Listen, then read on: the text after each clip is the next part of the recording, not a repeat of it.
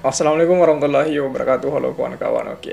Kali ini kita akan bahas lagi nih menuju Pilpres 2024 sebab ada yang menarik kawan-kawan. Jadi Pak Anies itu sedang menyindir pejabat yang membuat aturan sekaligus berdagang di wilayah itu. Nah, siapa kira-kira? Ya jelas kalau bukan tentang masalah mobil listrik atau sepeda listrik ya apalagi kan.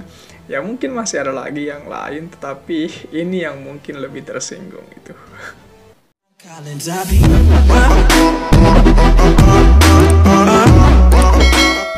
Bakal Capres Koalisi Perubahan untuk Persatuan yakni Anies Baswedan menyampaikan pidato politik saat acara milad PKS ke-21 di Istora Senayan kemarin, Jakarta kawan-kawan.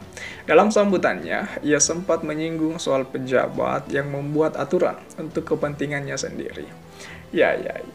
Ini sudah mulai Pak Anies ini. Awalnya, Pak Anies menuturkan bahwa institusi politik yang melayani masyarakat akan menjunjung tinggi demokrasi dan memberi kewenangan kepada pemerintah agar dapat saling mengawasi. Itu. Negara dengan institusi politik yang melayani semua, yang menjunjung tinggi pilar demokrasi dan memberikan kewenangan kepada pemerintah agar saling mengawasi itu. Saling menyimbangkan itu. Nah, dalam paparannya itu, Pak Anies menyinggung pejabat pemerintah yang sekaligus pedagang. Pejabat sekaligus pedagang ini kemudian membuat regulasi terkait dagangannya sendiri. Ya, bagaimana kemudian kita bisa lihat di pemerintahan Pak Jokowi saat ini kan memang sangat dekat dengan para pedagang. Ya, katakanlah staf kepresidenan itu kan beberapa di antaranya adalah pedagang itu yang terlibat dengan dagangan mobil listrik, yang terlibat dengan dagangan motor listrik. Saya pikir hal-hal seperti itu sudah lumrah lagi, sudah diketahui bersama oleh publik. Ya, ini masalah mobil listrik yang kemudian menjadi sensasional, pembahasan yang sensasional kemarin ketika Pak Anies mulai menyinggung masalah itu ya, regulasi-regulasi yang dibuat itu untuk menguntungkan menguntungkan dirinya dalam menaikkan nilai dagangannya itu. Bayangkan satu mobil listrik itu disubsidi lagi itu kan untung berapa kali. Itu kan subsidi mobil listrik satu unit itu bisa mencapai puluhan juta. Kalau yang terjual ratusan unit kali berapa itu kan sudah luar biasa dalam konsep perdagangan itu kan. Ya, saya pikir hal-hal seperti itu yang memang Pak Anies sedang usut dan Pak Anies telah pelajari hal itu. Saya pikir ini juga menjadi senjata utama yang akan dipakai Pak Anies untuk berlabuh pada Pilpres 2024. Dan saya pikir juga bahwasannya hal-hal seperti ini yang kemudian diteliti secara mendalam oleh para relawan dan para pendukung Anies Baswedan saat ini.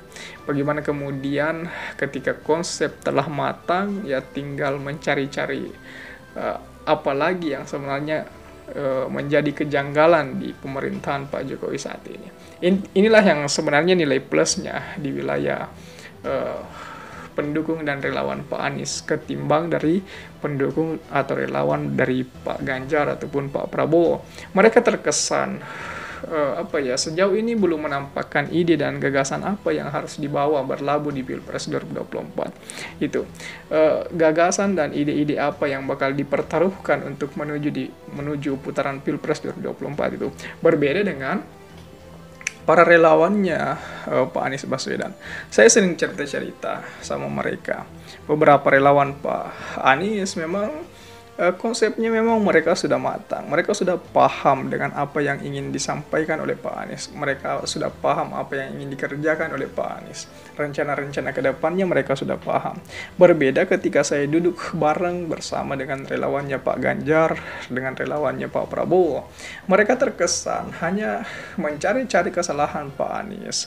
Saya pikir mereka kesannya hanya mencari apakah Pak Anies ini warga Indonesia atau memang bukan, itu apakah Pak Anies ini pribumi atau bukan. Ya hanya sekedar berputar di wilayah itu. Kalau bukan itu ya mungkin mereka akan menyinggung masalah politik identitasnya Pak Anies itu. Hanya sibuk mencari kesalahan-kesalahan Pak Anies. Berbeda ketika saya duduk dengan para relawannya Pak Anies itu. Mereka kesannya menyampaikan ide, gagasannya Pak Anies. Saya pikir mereka sudah seolah-olah saya digurui lah itu. Seolah-olah saya dikasih pencerahan bahwa Pak Anies akan seperti ini. Berbeda dengan ketika kemudian saya pertemukan para relawan Pak Anies, Pak Ganjar, Pak Prabowo. Ya di situ bisa terbaca lah apa-apa yang bisa diambil dari ketiga relawan-relawan ini itu. Jadi keren sekali, saya pikir Pak Anies ini yang sudah berani menyentil-nyentil kubu penguasa saat ini.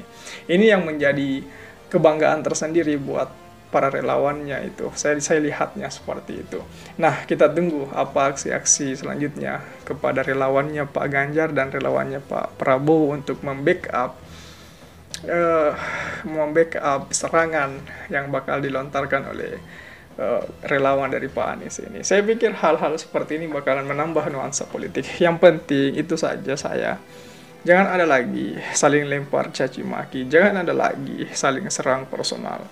Ya marilah kita adu gagasan, adu ide, apa yang ingin ditawarkan, apa yang ingin dilakukan ke depannya. Saya pikir hal-hal seperti ini bakalan lebih keren terlihat kawan-kawan. Ya, kita lanjut lagi di sini. Bahwa Pak Anies mengatakan negara yang seperti ini akan kita saksikan tanpa konflik kepentingan. Misalnya yang seperti ini tidak ada market player yang sekaligus menjadi regulator. Ya, karena kan rata-rata sekarang di orang-orang dekat Pak Jokowi itu selain menjadi regulator juga menjadi market player itu. Juga menjadi pedagang itu. Nah, apalagi membuat aturan yang terkait perdagangan yang dibuatnya, dan juga tidak kemudian serba rangkap jabatan yang tertumpuk-tumpuk. Ya, kita lihat bagaimana kemudian dari satu menteri bisa merambat bekerja di kementerian lain itu. Jadi ini hal-hal yang sebagian besar diungkapkan Pak Anies Baswedan melalui keresahan-keresahannya sekaligus dari aspirasi-aspirasi yang ia serap dari rakyat. Saya pikir ini sangat memantik daya berpikir kita untuk menelaah lebih jauh apakah kemudian hal ini nyata atau tidak. Nah kawan-kawan, apakah kawan-kawan juga merasakan hal demikian? Jadi perlu adanya analisa yang lebih tajam lagi perihal hal itu. Nah, Pak Anies juga berharap pejabat pemerintah dapat membedakan berbagai kepentingannya.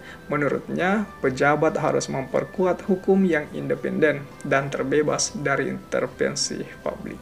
Nah, itulah yang kemudian menjadi harapannya Pak Anies, itulah yang kemudian diinginkan oleh Pak Anies, bahwa pemerintah harus independen dan terbebas dari intervensi publik. Itu yang kemudian saya pikir saran sekaligus serangan kepada penguasa saat ini.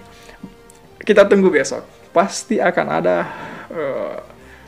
serangan balik dari penguasa, entahkah itu dari Menteri Jokowi, entahkah itu dari siapapun. Itu bakalan keren untuk kita bahas selanjutnya.